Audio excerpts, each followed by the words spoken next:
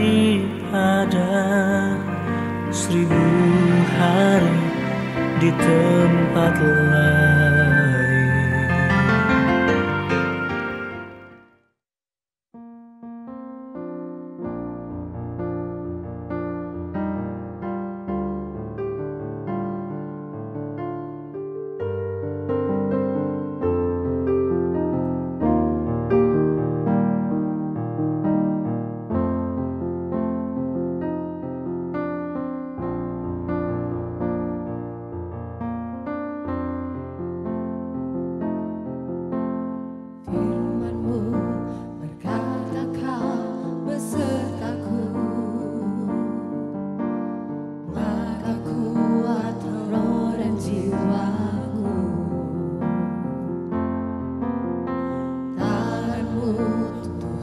Selalu ku nantikan, di setiap langkah ku percaya.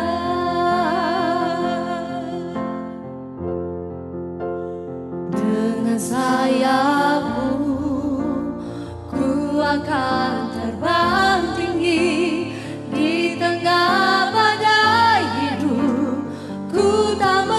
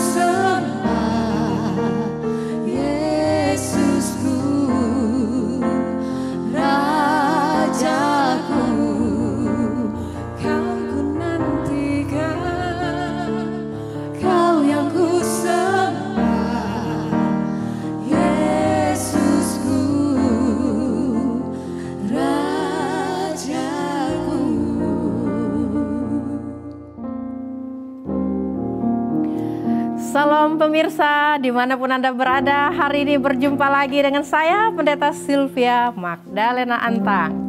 Dalam acara kita, Mimbar Agama Kristen TVRI Sumatera Selatan. Hari ini kita akan membahas satu tema, Struggle of Life, pergumulan hidup. Dari seorang narasumber kita yang tentu saja sudah melewati banyak pergumulan hidup dan mengalami kemenangan-kemenangan yang luar biasa. Karena kita terbang tinggi seperti Raja Wali bersama dengan Tuhan untuk mengatasi setiap masalah dan persoalan hidup kita. Baiklah pemirsa dimanapun Anda berada, mari persiapkan diri Anda untuk mengikuti acara Mimbar Agama Kristen hari ini agar diberkati luar biasa oleh kebenaran firman Tuhan. Oke, kita kenalan dengan narasumber kita. Baik, salam Pak Pendeta Yeri Yeremia Listiarso MTH. Ya, shalom. Salam. Apa kabar? Baik, sama kakak aja nih kayaknya. Oke, siap. Aman ya? Oke. Adik kakak biasa panggil begitu, sip. Oke, Bapak Ibu, Saudara pemirsa, kita kenalan. Beliau ini melayani di mana ya? Boleh dong jelasin sedikit untuk kita bisa disampaikan ke pemirsa ya. Melayani di mana, Pak? Oke, shalom Bapak Ibu. Sebelumnya terima kasih buat kesempatan yang diberikan. Saya seorang pendeta yang melayani di Gereja Bethel Tabernakel Betania Palembang dan juga ada di Kayu Agung, GBT Kayu Agung dan GPJKO, itu Jemaat Persekutuan Ekumene Kayu Agung. Jadi ada 3 gereja yang saya layani. Baik. Ya. Don't worry, smile. Jangan lupa, don't forget. Oke, ya siap. Jangan takut senyum-senyum di sini. Senyum aja gitu ya. Oke. Jangan lupa senyum. Oke, baik Pak Pendeta Yeri. Oke, lebih enaknya dek kakak gitu ya. Iya, serius banget sekalian. Kak, santai aja. Iya, santai aja ya. Tadi melayani di 3 gereja loh pemirsa, luar biasa.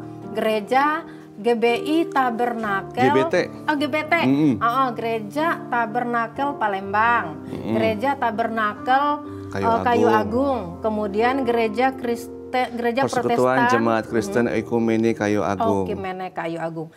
Yang tadi singer, boleh jelasin sedikit dong? Oke, ini teman-teman kita tadi yang nyanyi sama main musik ini dari Kayu Agung semua, karena memang saya mau libatkan. Yang tadi 1 di GPJKO, yang 2 tadi di GBT Kayu Agung. Saya mewakili Palembang saja. Siap, luar biasa ya. Pagi-pagi berarti ini sudah dari Kayu Agung ya pemirsa sekalian. Demi melayani kita dalam acara Mimbar Agama Kristen TVRI Sumatera Selatan pada hari ini. Tema kita pergumulan hidup. Oke, kita baca firman Tuhan dari mana, Dek? Silakan dibuka. Ibrani pasal 12 ayat 5 sampai 11. Ibrani ya. Ya. Silakan kita baca. Dan mengapa nih tema ini perlu kita angkat ya hari ini ya? Mau dibaca dulu atau kita jelasin dulu? Boleh baca, boleh. Baca dulu. Oke. Ibrani pasal 12 ayat 5 sampai 11. Dan sudah lupakah kamu akan nasihat yang berbicara kepada kamu seperti kepada anak-anak? Hai anakku, janganlah anggap enteng didikan Tuhan, dan janganlah putus asa apabila engkau diperingatkannya. Karena Tuhan menghajar orang yang dikasihinya, dan ia juga menyesah orang yang diakuinya sebagai anak. Jika kamu harus menanggung ganjaran, Allah memperlakukan kamu seperti anak. Di manakah terdapat anak yang tidak dihajar oleh ayahnya? Tetapi jikalau kamu bebas dari ganjaran yang harus diterita setiap orang, maka kamu bukanlah anak, tetapi anak-anak gampang. Selanjutnya dari ayah kita, yang sebenarnya kita beroleh ganjaran dan mereka kita hormati.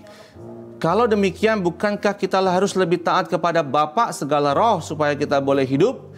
Sebab mereka mendidik kita dalam waktu yang pendek sesuai dengan apa yang mereka anggap baik. Tetapi Dia, Allah, menghajar kita untuk kebaikan kita, supaya kita beroleh bagian dalam kekudusannya. Memang tiap-tiap ganjaran pada waktu ia diberikan tidak mendatangkan sukacita tetapi duka cita. Tetapi kemudian ia menghasilkan buah kebenaran yang memberikan damai kepada mereka yang dilatih olehnya. Amin. Siap. Amin, amin ya. Iya, ayat firman yang luar biasa nih. Kita akan mengupas tentang pergumulan hidup. Karena pasti semua orang memiliki pergumulan hidup. Silakan. Mengapa tema ini perlu ya kita bicarakan atau kita sharingkan hari ini?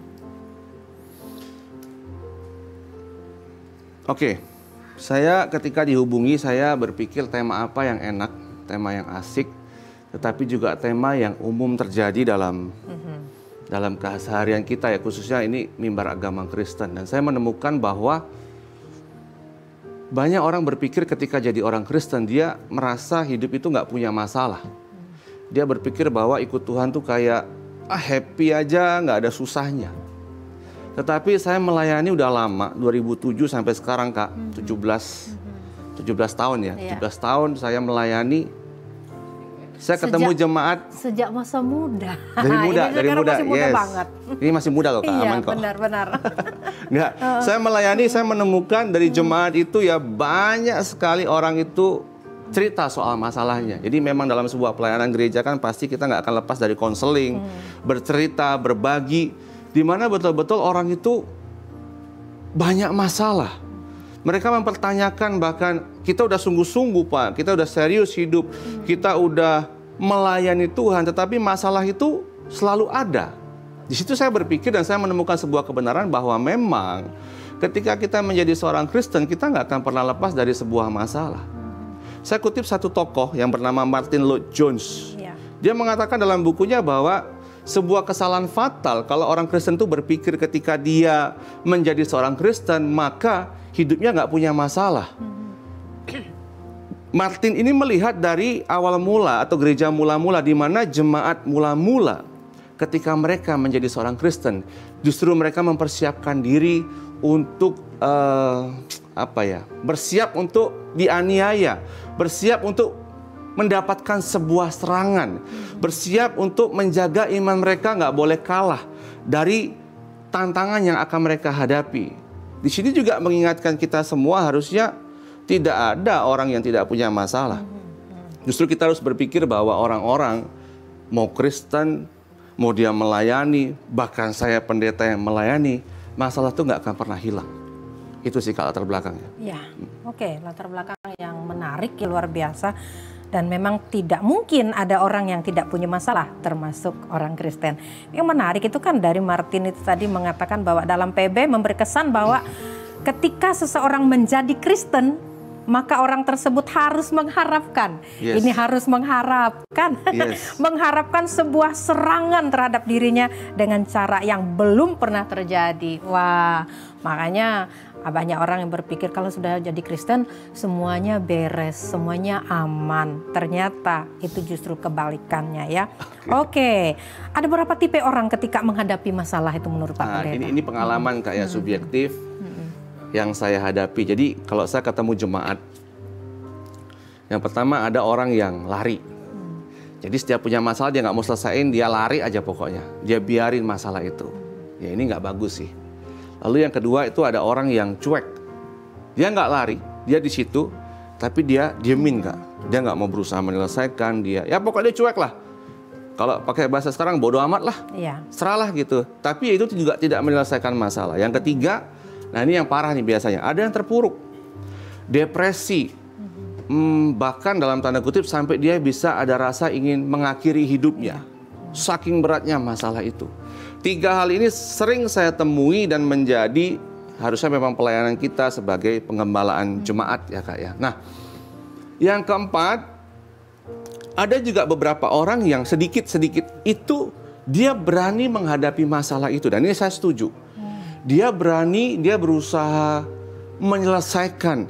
Dia bergumul, dia berjuang. Dia tanya saya, Pak, jalan keluar apa yang harus saya lakukan untuk saya menghadapi masalah ini. Dan orang-orang seperti ini, yang keempat ini, biasanya endingnya bagus, keren.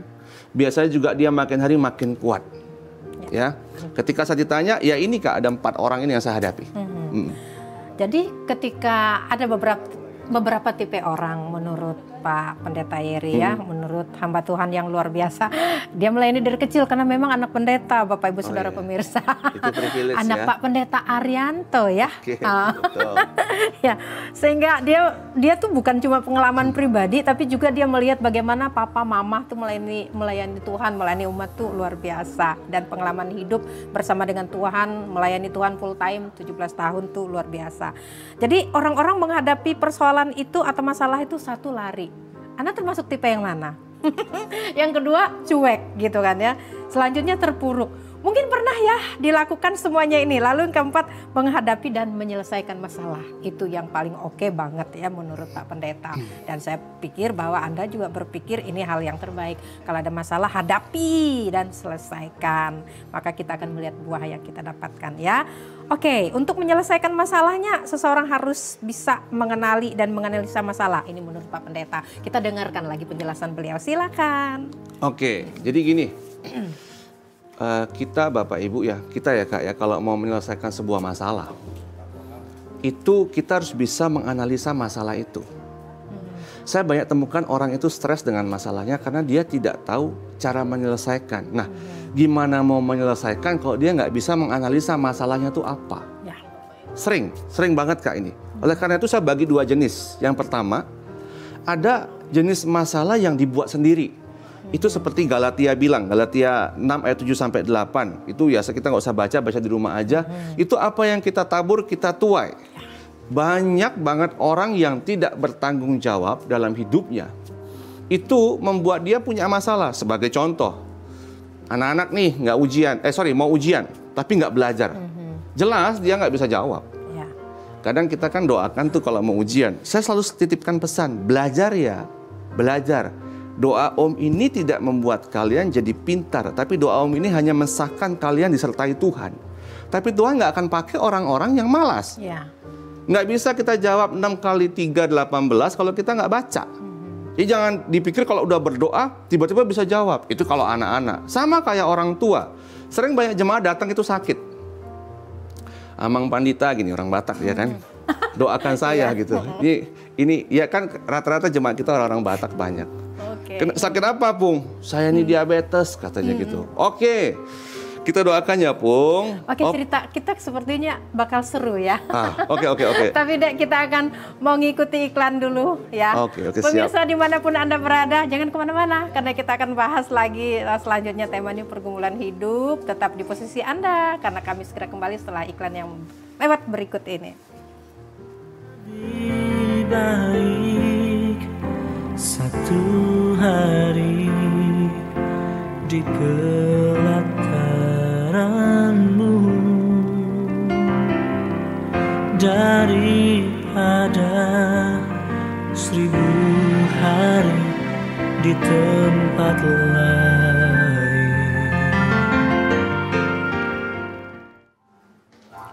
Pemirsa, kita ada dalam acara Mimbar Agama Kristen TVRI Sumatera Selatan dengan tema pergumulan hidup. Narasumber kita Pendeta Muda Yeri dari Gereja Bethel Tabernakel dan juga 2 gereja di Kayu Agung. Oke, ada 2 jenis masalah, yaitu masalah yang dibuat sendiri. Kemudian ada lagi selanjutnya, kita akan mendengarkan penjelasan selanjutnya. Silakan. Iya. Jadi kalau kita mau menyelesaikan sebuah masalah, Bapak Ibu, kita mesti menganalisa masalah kita. Yang pertama, ada masalah yang harus diselesaikan dengan tanggung jawab. Itu masalah yang dibuat sendiri. Itu namanya tabur tuai. Tadi kepotong kesaksian saya, ketemu satu opung, dia diabetes tinggi, dia minta berdoa. Selesai berdoa, saya bilang begini, opung, karena opung diabetes, jaga gulanya. Asupan gulanya mesti pas, ganti gulanya atau kurangi makan nasi, ganti nasi merah dan sebagainya, banyak macam cara lah. Dia bilang begini, lucu nih opung, Pak Pendeta, saya itu bisa jaga gula, cuma saya nggak bisa jaga kopi kalau nggak pakai gula katanya, tiap pagi. Nah ini repot ini. Ya, saya mau doa bagaimanapun, Pung, saya bilang kalau opung nggak bertanggung jawab ya nggak bisa. Itu salah satu contoh dan banyak hal di mana orang itu merasa ini masalah ini pencobaan Pak buat saya, tapi ternyata dia nggak bertanggung jawab. Naik motor jatuh, ya dia kebut-kebutan gimana? Benar nggak pakai helm. Pernah saya ketemu melayani orang di penjara. Pak, tolong bebaskan Pak. Kita berdoa hakim kurangi hukuman saya. Saya berdoa Pak, Tuhan tolong saya nggak mau nakal lagi. Kenapa? Pakai narkoba. Salahnya sendiri. Jadi saya percaya orang-orang begini kadang-kadang pun Tuhan tidak tolong. Saya harus fair bicara. Itu harus diselesaikan dengan tanggung jawab, mesti dijalani dengan baik. Betul. Gitu. Yang kedua tuh gini, masalah yang Tuhan izinkan terjadi. Saya garis bawahi namanya pencobaan atau pendisiplinan Tuhan. Biasanya juga proses pendewasaan karakter. Contohnya gampang, Ayub. Ayub itu kan orang yang jujur, saleh, takut akan Tuhan dan menjauhi kejahatan. Ya, di mata kita perfect sekali. Orang yang nggak pernah salah. Tetapi justru Tuhan itu membanggakan Ayub kepada si iblis. Nih hambaku Ayub, kau cobai dia. Ya. Jadi memang bukan Ayubnya nakal, jahat, salah, enggak. Tetapi melalui pencobaan itu, iman Ayub justru dikuatkan. Kita tahu endingnya kitab Ayub adalah, Ayub bicara begini, dulu aku hanya mendengar tentang engkau, ya Allah. Tetapi sekarang aku betul-betul melihat engkau. Dia mengalami Allah itu. Nah, kita yang mana nih Kak? Kalau ini bisa dideteksi dengan baik, saya percaya kok masalah kita semua pasti bisa dilewati dengan baik. Amin. Oke. Tipe menghadapi masalah, lari, cuek, terpuruk, menghadapi dan menyelesaikannya gitu ya. Kemudian, nah untuk menyelesaikan masalah, kita perlu analisa dulu nih masalah ini. Yang pertama ada dua caranya, 2 jenis masalah. Satu, masalah yang dibuat sendiri. Lihatlah masalah itu dibuat sendiri, nggak ada banyak masalah yang kita buat sendiri. Akhirnya kita jadi kena batunya sendiri. Ya, tabur tuai tadi, apa yang kita tabur itu yang kita tuai gitu loh. Kalau itu selesaikan, bertanggung jawab dong dengan apa yang kita perbuat gitu kan ya. Kemudian yang kedua adalah masalah yang diizinkan oleh Tuhan, yang dinamakan dengan pencobaan, pendisiplinan daripada Tuhan. Tadi menarik kan dari Ibrani tadi. Tidak ada anak yang tidak dihajar oleh. Nah, sedikit dong kaitkan ke situ di pendisiplinan. Oke. Jadi memang saya mau bawa kita tuh mengerucut ke pencobaan ya Bapak Ibu. Jadi kalau kita bicara soal masalah, ya deteksi aja tanggung jawab atau pencobaan. Kalau tanggung jawab ya selesaikan secara bertanggung jawab di hadapan Tuhan. Nah, kalau pencobaan ini memang harus kita jelaskan. Tadi Ibrani itu bicara soal iman. Ya. Yesus memimpin kita dalam iman. Dia membawa iman kita kepada sempurnaan. Dia tunjukkan bagaimana dia rela sampai berdarah-darah di Golgota untuk menunjukkan imannya. Nah, kita juga sama, Bapak Ibu. Mungkin kita nggak berdarah-darah ya, tapi ada kalimat unik di dalam ayat 66, ayat 6. 5 dulu deh. Hai anakku, janganlah anggap enteng didikan Tuhan. Ada kata didikan, berarti kan ada proses Tuhan mendidik kita. Betul. Dan janganlah putus asa apabila engkau diperingatkannya. Berarti ada peringatan-peringatan Tuhan jikalau kita tuh mulai nakal. Ya kan Kak? Ini proses didik. Oleh karena itu Tuhan menghajar. Kata menghajar itu kesannya negatif, padahal positif. Dalam bahasa aslinya paideo, itu artinya mendisiplinkan, melatih, mengedukasi atau mendidik orang yang dikasihinya, ini khususnya anak-anaknya. Dan ia juga menyesah, dia mencambuk orang yang diakuinya sebagai anak.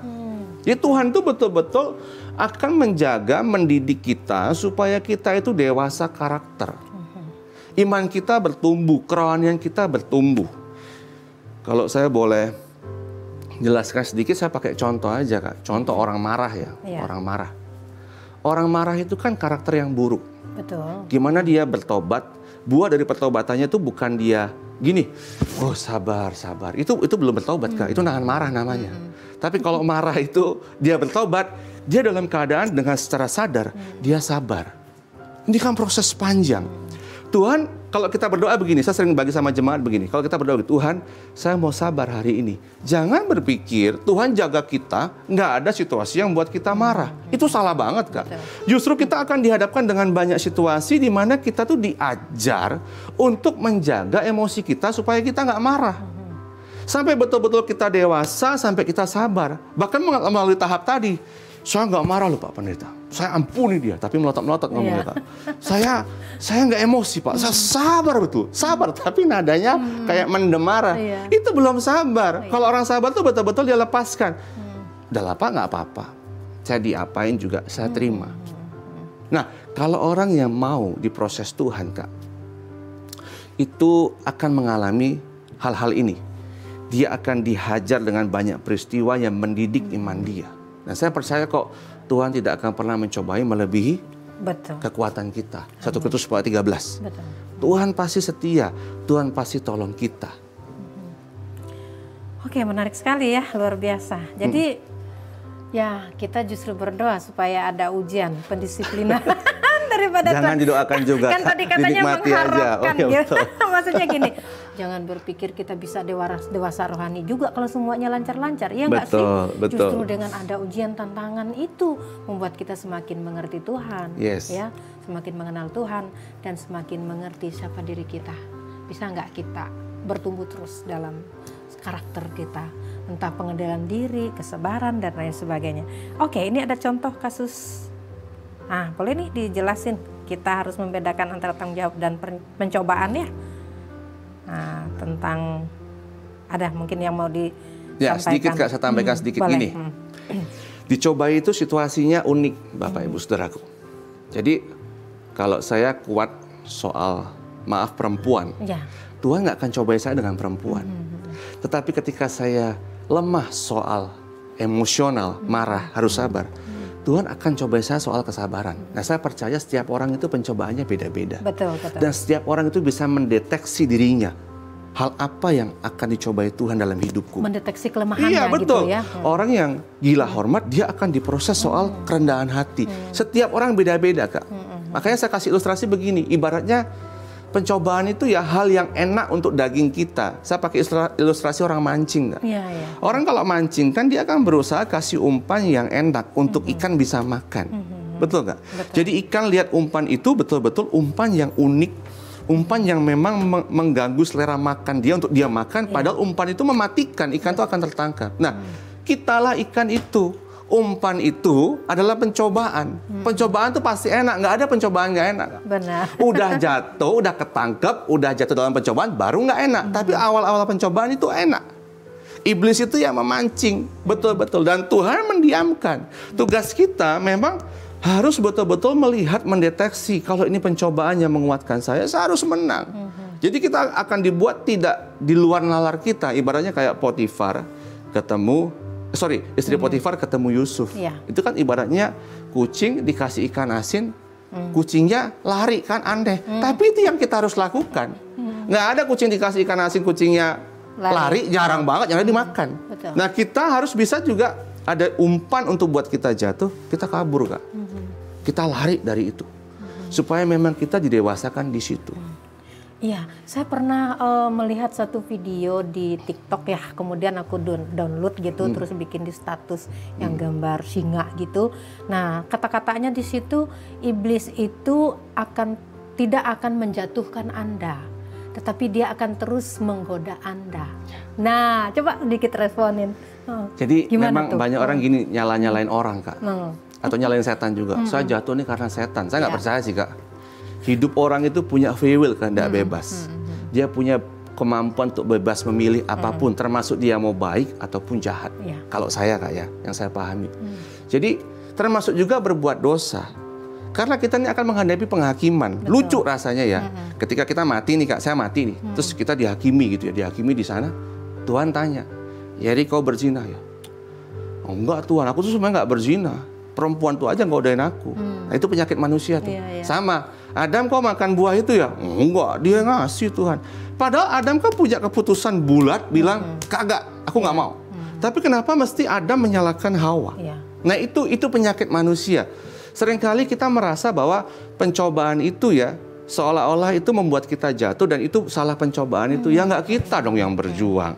Dimana kita harus membuktikan kualitas iman kita ya. Kita pakai istilah perjanjian baru, kita mesti menyangkal diri kita, kita pikul salib kita, supaya betul-betul karakter kita itu sempurna seperti Tuhan Yesus yang bisa menyenangkan Bapa di sorga. Gitu, Kak.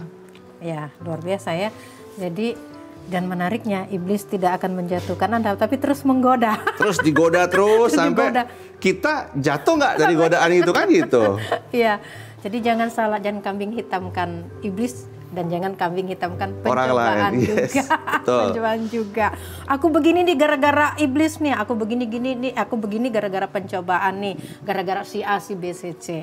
Akhirnya kita nggak punya tanggung jawab terhadap diri sendiri, ya nggak sih? Ya, oke pemirsa dimanapun Anda berada, pembahasan kita sangat menarik karena ternyata tidak ada seorang pun yang tidak mengalami pergumulan dalam hidupnya, pencobaan dalam hidupnya. Jangan kemana-mana, tetap di posisi Anda karena kita segera kembali setelah iklan yang mau lewat berikut ini. Lebih baik satu hari di pelataranmu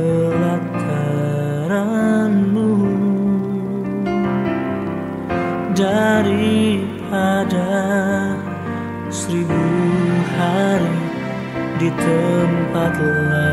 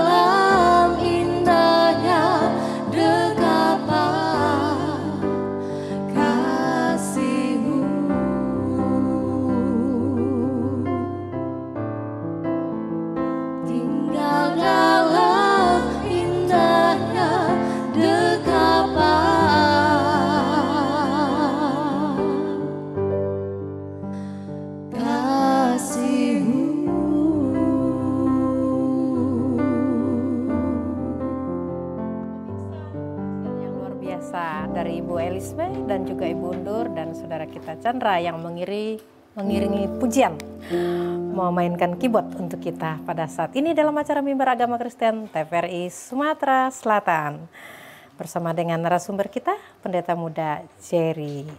Oke, kita sudah mendengarkan banyak hal yang sudah dipaparkan oleh hambanya tadi, dan kita akan mendengarkan kembali pemirsa dimanapun Anda berada, bagaimana sih cara kita atau sikap kita dalam menghadapi cobaan. Oke, Pak Pendeta silakan. Oke, Bapak Ibu, masalah itu harus diselesaikan, harus dihadapi. Oleh karena itu, saya buat ada tiga tips lah ya, bagaimana kita menghadapi pencobaan yang kita alami hari ini. Yang pertama, simple, tetap kuat. Jangan pernah putus asa. Pencobaan itu tidak pernah melebihi kekuatan kita, dari singgung tadi. 1 Korintus 13, pencobaan yang kamu alami adalah pencobaan biasa yang tidak melebihi kekuatan manusia. Jadi ini bukan pencobaan dari yang melebihi kekuatan kita, enggak, tidak melebihi kekuatan manusia, sebab Allah itu setia dan Ia tidak akan membiarkan kamu dicobai melampaui kekuatanmu. Pada waktu kamu dicobai, Ia akan memberikan kepada kamu jalan keluar sehingga kamu dapat menanggungnya. Jadi kalau lagi di proses Tuhan, Bapak Ibu Saudaraku, jangan pernah keluar 2 kalimat. Saya buat lagu nih, aku tak sanggup lagi. Jangan. Selesaiin aja. Aku tak sanggup lagi. Sanggup harusnya. Ya, harus ayatnya sanggup. udah janji. Tidak melebihi kekuatan kita. Jadi jangan penyembahan tuh. Aku tak sanggup lagi. Haleluya. Nggak ada. Harus kuat. Oke, yang kedua, jangan pernah juga tanya begini. Sampai kapan Tuhan? Percayalah Tuhan tuh punya waktu yang terbaik. Kalau memang Tuhan mau selesaikan saat itu bisa. Tapi kalau Tuhan tidak selesaikan, berarti ada yang mau Tuhan ajarkan melalui masalah itu, Kak. Tadi Kak saya emosional misalnya. Tuhan kok kirim saya orang-orang yang bikin kesel terus ya? Lah memang, supaya kita tuh dididik, kita punya karakter dibentuk dari yang pemarah, jadi betul-betul karakter yang lembut, sabar, bisa jadi berkat untuk orang lain. Jangan juga terjebak dalam pernak-pernik masalahnya. Jangan sibuk kayak saya tadi pemarah, jangan sibuk begini. Kenapa ya Kak Sylvie nyebelin ya? Kenapa Cancan nyebelin ya? Itu pernak-pernik. Lihat gambar besarnya. Kenapa Tuhan kirim Kak Sylvie nyebelin saya ya? Kenapa Tuhan kirim Cancan nyebelin saya? Ternyata saya yang bermasalah, bukan kakak atau Cancan. Itu penting yang harus kita pahami. Ya, itu yang pertama. Melanjut atau? Boleh. Mungkin ada kesaksian ya, ada pengalaman hidup gitu ya. Pengalaman ini seru kita nih. mau dengar ya pemirsa. Karena kan ini sudah melayani Tuhan sekian lama, bahkan dari kecil sudah terlibat dalam pelayanan. Tentunya anak seorang hamba Tuhan, bukan? Kemudian terjun langsung dalam pelayanan. Silakan, boleh sampaikan kesaksiannya untuk saya kita. suka kesaksian tuh pakai anak saya, Kak. Karena saya tuh banyak berubah karakter saya karena saya punya anak. Jadi saya ini kan pemarah ya dulu. Saya emosional, saya itu orangnya apakah istilahnya itu perfeksionis ya. Saya nggak suka ini, yang ini. Nah, tapi itu nggak baik. Perfeksionis kalau positif oke, tapi kalau negatif nggak bagus. Saya sering kali marahin anak saya dalam kadar yang tidak pas. Misalnya dia salahnya cuma segini, saya marahin dia segini, kan nggak boleh, Kak. Sering kali saya pukul rata gitu, sampai satu titik saya tuh bertobat begini. Satu kali saya ke Honda, aduh kesebut nama nggak apalah ya. Ada kita mau ambil motor ke satu showroom, oke. Lalu saya ajak anak laki-laki saya nih, Oten ini. Itu masih kelas TK ya, umur 6 tahun gitu. Saya ke situ, kita mau ambil motor buat jemaat. Dia lihat balon, ada kan balon banyak gitu. Dia bilang, "Papa, Oten mau balon, ambil anak, ambil." Dia ambil. Saya bilang, "Nak, pulangin, kita mau pulang." Saya waktu itu pas nggak bawa mobil, saya bawa motor. Nanti balonnya terbang. Yang namanya anak-anak, nggak mau, Pak. Maulah ambil balonnya. Oten mau. Yaudah ambil. Tapi saya marah tuh. Saya udah marah, saya dongkol kan. Saya marah bilang gini. Padahal sih nggak perlu sih sebenarnya. Makanya saya bertobat.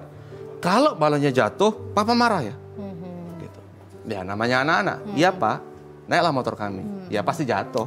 Namanya balon kan pasti jatuh. Jatuh di Raja Bali itu jatuh. Di Jalan Raja Bali jatuh.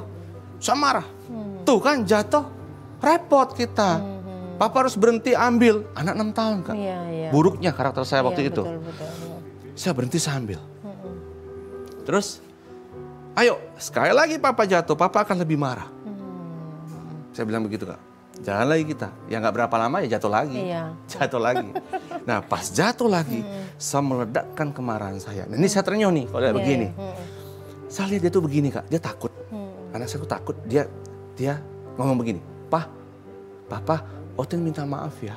Tapi dia takut gemeter gitu Kak. Oten minta maaf ya. Di situ Kak saya, ya ampun Tuhan. Jelek kali karakterku.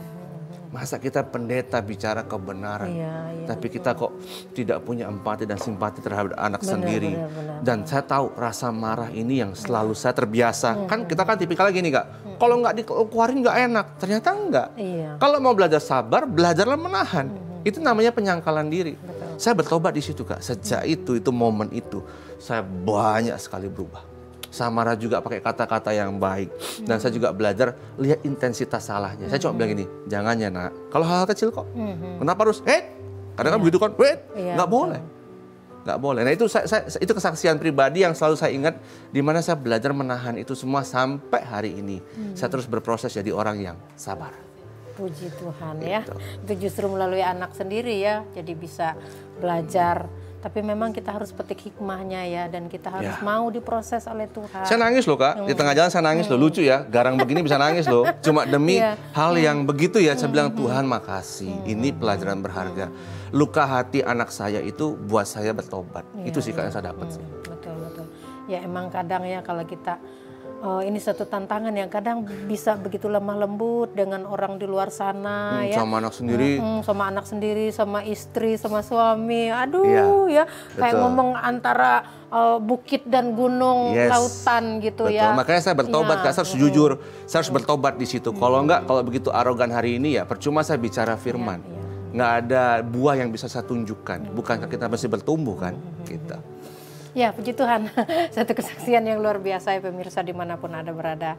Saya dan pemirsa sekalipun dimanapun berada, kita memang terus belajar diubah, dibentuk dan diproses oleh Tuhan ya. Melalui setiap ujian, tantangan dan cobaan yang ada.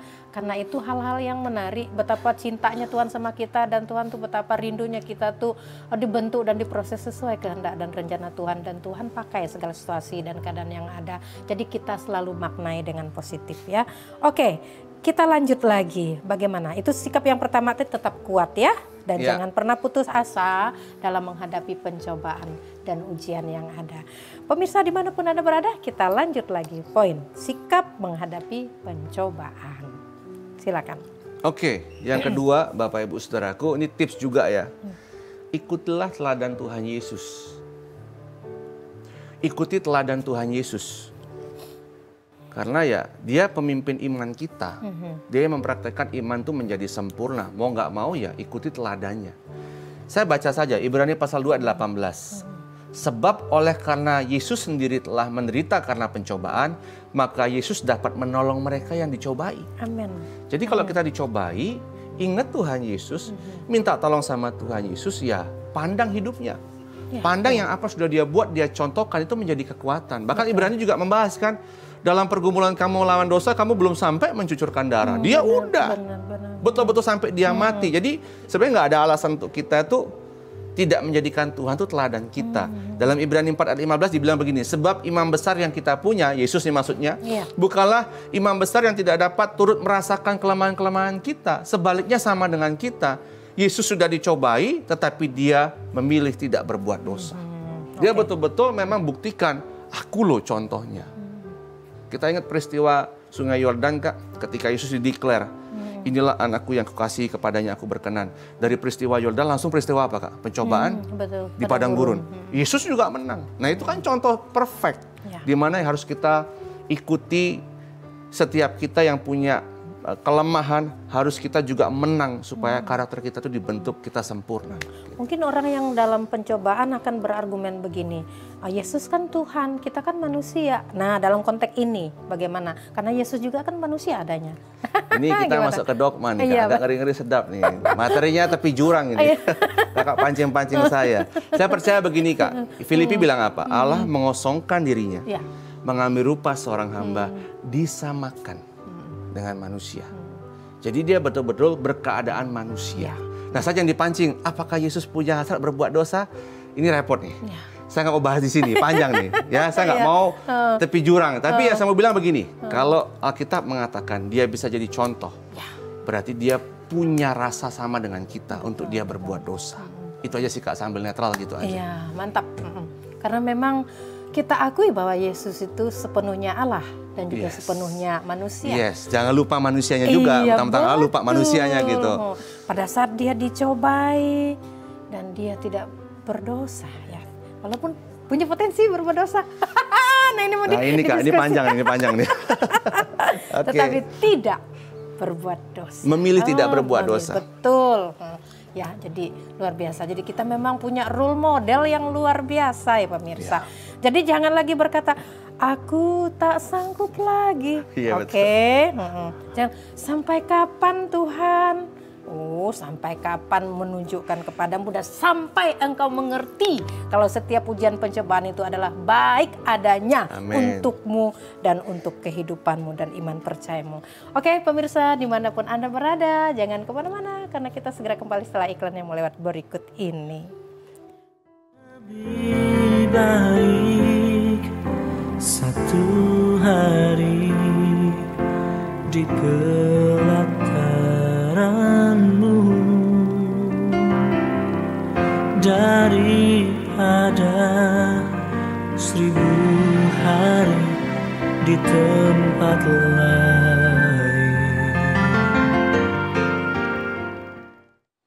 Oke, pemirsa dimanapun Anda berada, kita sudah di segmen terakhir dalam acara Mimbar Agama Kristen TVRI Sumsel. Oke, lanjutkan sedikit, kemudian memberikan kita ringkasan ya. Tips ketiga, bagaimana kita menghadapi masalah adalah simpel sih Kak, nekat. Banyak orang itu baperan ya, jadi kayak nggak punya kekuatan untuk maju. Sebenarnya nggak boleh sih. Percayalah itu nggak melebihi kekuatan kita, terus nekat. Amin. Jadi kadang-kadang Tuhan tuh kasih kita masalah yang berat supaya kita dipush Kak. Karakter kita dibentuk jadi kuat. Contoh simpel. Kakak lari kenceng nggak Kak? Kencang aku kalau lari. Oh kenceng ya? Siapa yang lari nggak kenceng? Banyak ya. Tapi coba kalau ada anjing yang ngejar Kak, kenceng nggak? Lebih kenceng lagi. Nekat kan? Pasti. Mau nggak mau kan? Nah itu. Kadang-kadang Tuhan tuh kasih kita masalah yang berat kayak kasih anjing tadi. Kesannya jahat, padahal enggak. Kita dipacu, dipaksa Tuhan makin hari karakter kita makin baik. Amin. Nah ini mesti dipahami oleh orang Kristen. Jadi masalah berat itu bukan berarti kita kalah. Semakin berat masalah, makin besar kedewasaan kita. Makin besar iman kita. Saya sering kasih contoh begini, kalau kita tuh ibaratnya iman kita kayak perahu kecil, ombak kita begini-begini. Tapi kalau iman kita kayak kapal pesiar besar, kapal tanker, musuh kita badai. Betul. Tapi kan Tuhan janji, tidak pernah meninggalkan kita. Dia setia. Itu aja sih Kak. Akan menyertai kita. Nekat ya kalau ada masalah pergumulan persoalan. Jangan katakan tak sanggup lagi sampai kapan Tuhan. Nekat hadapi setiap rintangan. Karena engkau kan nggak sendirian. Engkau bersama dengan Tuhan. Dan Tuhan itu punya kekuatan yang luar biasa. Tidak ada kekuatan yang sama dengan kekuatan Tuhan yang engkau miliki dalam hidupmu. Asalkan kau percaya. Ya nggak sih? Percaya dan terima Dia sebagai Tuhan dan Juru Selamat. Oke, kesimpulan dong singkat untuk kita. Ringkasan. Siap. Kesimpulannya singkat saja Bapak Ibu. Jadi begini. Kalau kita hidup hari ini, masalah nggak akan pernah hilang. Jadi Bapak Ibu mesti memang bukan berharap ya, menyadari kita nggak akan pernah lepas dari masalah. Betul. Dan ketika Tuhan kasih masalah, bukan Tuhan jahat, bukan Tuhan tidak pelihara, tetapi itu membentuk karakter kita supaya kita makin hari makin sempurna di mata Bapa di surga. Lalu cara menghadapinya adalah tadi kita mesti cerdas. Ada tanggung jawab. Ada juga didikan Tuhan. Jadi masalah Bapak Ibu yang mana nih? Kalau tanggung jawab, udah nggak usah minta tolong Tuhan, kerjakan aja. Main judi online, bangkrut, Tuhan tolong saya. Enggak, Tuhan diemin, salahmu kok. Kerjakan aja, jalani day by day. Tapi Tuhan nggak pernah meninggalkan kita. Tapi kalau itu memang proses Tuhan, perkarakan sama Tuhan. Tanya Tuhan apa yang Tuhan mau dalam hidup kita. Yang terakhir, tipsnya, ayo kuat. Jangan pernah menyerah.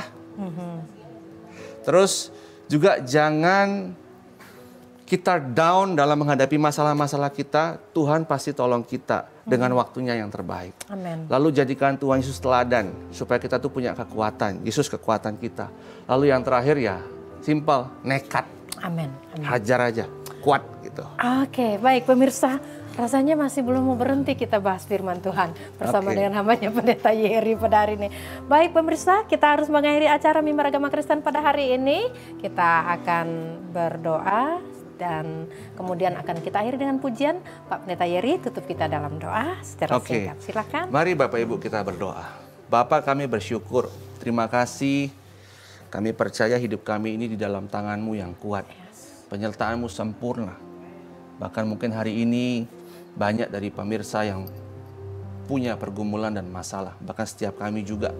Tapi kiranya apa yang kami bahas hari ini memberkati setiap kami, menyadarkan kami, mencerdaskan kami, sehingga kami bisa betul-betul punya hikmat menyelesaikan masalah kami dengan baik. Bapa, jangan tinggalkan setiap kami. Kau berikan Roh Kudus-Mu ada di hati kami, supaya kami bisa dihibur, dikuatkan, bahkan diberi hikmat untuk bisa mengambil sebuah keputusan yang benar dalam setiap masalah yang kami hadapi. Terima kasih Bapa. Kami akan akhiri acara kami hari ini. Kiranya Tuhan juga memberkati TVRI Palembang, para kru yang bertugas, juga setiap kami yang mengambil bagian dalam acara ini. Tuhan memberkati, ke depan juga penyertaan Tuhan sempurna bagi setiap kami. Terima kasih Bapa. Kami akhiri, di dalam nama Tuhan Yesus kami sudah berdoa. Haleluya. Amin. Amin.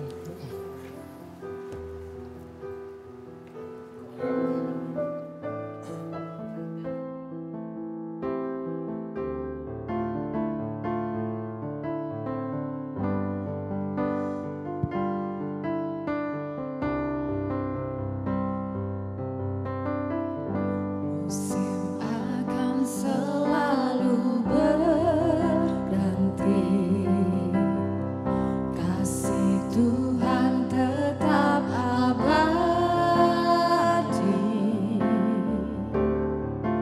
tak akan berubah sampai selamanya.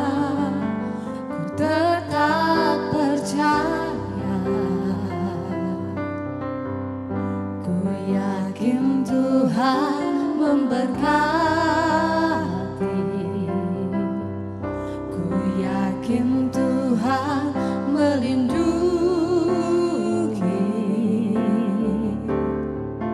Burung di udara Tuhan pelihara karena kasih-Nya. Tuhan selalu menolongku, selalu menjagaku. Sehelai di rambutku tak akan terjatuh tanpa seizinmu. Tuhan selalu menolongku, selalu menjagaku. Dia mengenyangkanku dan peliharaku seumur hidupku.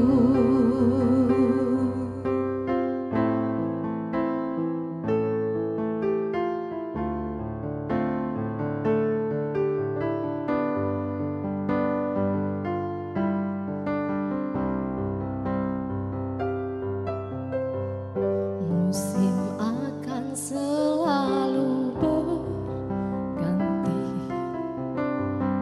kasih Tuhan tetap abadi, tak akan berubah sampai selamanya. Ku tetap percaya, ku yakin Tuhan memberkati.